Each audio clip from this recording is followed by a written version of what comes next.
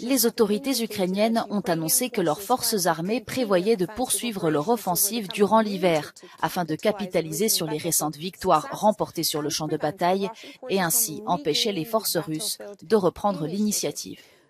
L'Institut pour l'étude de la guerre indique que la capacité de l'Ukraine à maintenir son initiative militaire et à poursuivre la dynamique de ses succès opérationnels actuels dépend de la capacité des forces ukrainiennes à continuer à mener des opérations successives pendant l'hiver.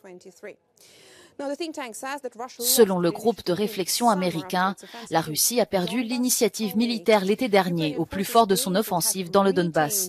Depuis, les forces ukrainiennes ont pris et conservé l'initiative et ont mené une série d'opérations successives réussies.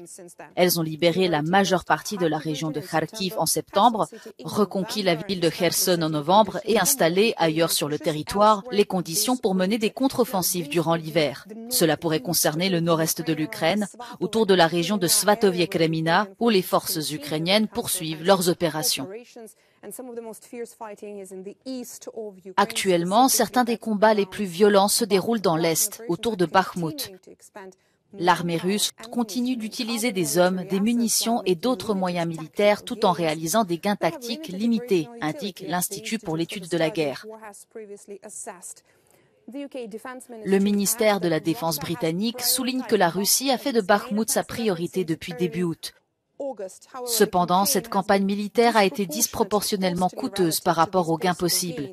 Il existe une possibilité réaliste que la capture de Bakhmout soit devenue principalement un objectif symbolique et politique pour la Russie. La prise de la ville de Bakhmout aurait une valeur opérationnelle limitée, bien qu'elle permette potentiellement à la Russie de menacer les zones urbaines plus importantes de Kramatorsk et Sloviansk.